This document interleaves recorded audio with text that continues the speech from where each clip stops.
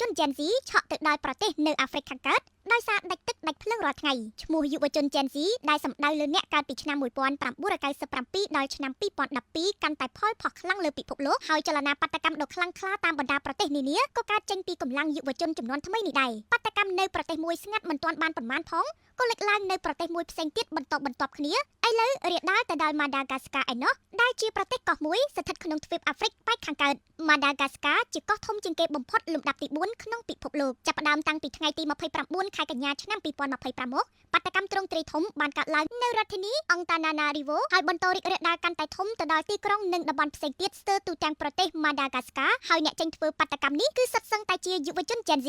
រៀងប្លែកពីគេបន្តិចបាតកម្មនៅ Madagascar មិនពាក់ព័ន្ធនឹងរឿងនយោបាយឬអំពើពុករលួយអ្វីឡើយតែដោយសារខ្វះទឹកខ្វះភ្លើងអគ្គិសនីប្រើប្រាស់ប្រចាំថ្ងៃទី1តំបន់ជាច្រើនមិនមានទឹកប្រើប្រាស់ទី2ភ្លើងអគ្គិសនីងាកដាច់ដែលប៉ះពាល់ដល់ជីវិតប្រចាំថ្ងៃរបស់ប្រជាជនបញ្ហាខ្វះទឹកដាច់ភ្លើងនេះកើតឡើងតាំងពីចុងឆ្នាំ2024មកម្លេះហើយនៅតែបន្តអូសបន្លាយដោយមិនទាន់អាចដោះស្រាយចេញរហូតដល់ខែកញ្ញាឆ្នាំ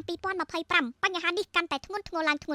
ដោយតំបន់ខ្លះដាច់ភ្លើងដល់ទៅ12ម៉ោងជារៀងរាល់ថ្ងៃដោយទ្រាំលែងបាននឹងការខ្វះភ្លើងខ្វះទឹកសម្រាប់ជីវិតប្រចាំថ្ងៃបាតកម្មក៏ចាប់ផ្ដើមផ្ទុះឡើងតែម្ដងក្រុមបាតកោនាំគ្នាលើកបដានិងស្រែកដូចនេះថាយើងត្រូវការទឹកយើងត្រូវការភ្លើងជាមួយគ្នានេះពួកគេក៏បានស្រែកទាមទារឲ្យលោកប្រធានាធិបតីអានត្រីនីរិណារ៉ាជូលីណាចុះចេញពីតំណែងនិងទាមទារឲ្យរំលាយរដ្ឋាភិបាលចោលយោងតាមសារព័ត៌មាន AP លោកប្រធានាធិបតីពុំបានលាលែងចេញពីតំណែងឡើយតែលោកបានបណ្ដេញនាយករដ្ឋមន្ត្រីចេញពីតំណែងនិងបានរំលាយរដ្ឋាភិបាលចោលលោកប្រធានាធិបតីបានសុំទោសទៅក្រុមបាតកោនិងប្រជាជនសម្រាប់ការបរាជ័យរបស់រដ្ឋាភិបាលក្នុងការផ្គត់ផ្គង់សេវាសាធារណៈទាំងពីរនេះគឺទឹកភ្លើងដើម្បីរងាប់ចិត្តក្រុមបាតកោលោកប្រធានាធិបតីបានប្រកាសថាលោកមានបំណងជួបពិភាក្សាជាមួយមេដឹកនាំក្រុមបាតកោដើម្បីធ្វើកំណែទម្រង់លើសេវាសាធារណៈទឹកភ្លើងទោះជាយ៉ាងណាមកដល់ពេលនេះមានបាតកោយ៉ាងតិច22នាក់ទៅហើយដែលបានបាត់បង់ជីវិតនិងជាង100នាក់ទៀតត្រូវរបួសក្នុងបាតកម្មនេះបើតាមសារព័ត៌មាន Reuters ដែលផ្សាយផ្អែកលើរបាយការណ៍ពីមន្ត្រីសិទ្ធិមនុស្សអង្គការសហប្រជាជាតិប្រចាំប្រទេស Madagascar កម្លាំងប៉ូលីសបានបាញ់ផ្សែងឧស្ម័នបង្ហូរទឹកភ្នែកដើម្បីបំបែកក្រុមបាតកោ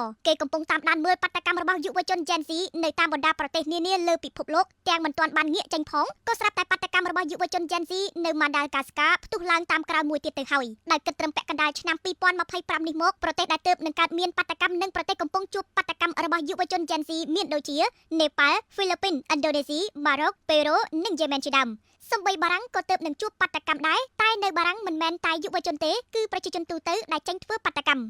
តាមបណ្ដាប្រទេសទាំងនេះកើតឡើងដោយសារមូលហេតុផ្សេងដូចជាអំពើពុករលួយបពុនិយមអយុត្តិធម៌វិសមភាពសង្គមខ្វះការងារប្រាក់ចំណូលធ្លាក់ចុះការចំណាក់ស្រុកទៅធ្វើការនៅក្រៅប្រទេសសេដ្ឋកិច្ចប្រទេសដុនដាបខ្លាំងការផ្ដល់សេវាសាធារណៈមិនគ្រប់គ្រាន់ឬរដ្ឋាភិបាលអសមត្ថភាពជាដើមបាតកម្មនៅប្រទេសខ្លះមិនសូវប៉ះពាល់អ្វីធ្ងន់ធ្ងរឡើយតែបាតកម្មនៅប្រទេសខ្លាំងទៀតមានសភាពធ្ងន់ធ្ងរខ្លាំងណាស់ដូចជានៅនេប៉ាល់ក្រុមបាតកោក្មេងៗនាំគ្នាដុតស្ថាប័នជាតិកំពូលអស់ជាច្រើនរួមទាំងទៅតាមរករឿងមន្ត្រីនិងមេដឹកនាំដល់ផ្ទះទៀតផង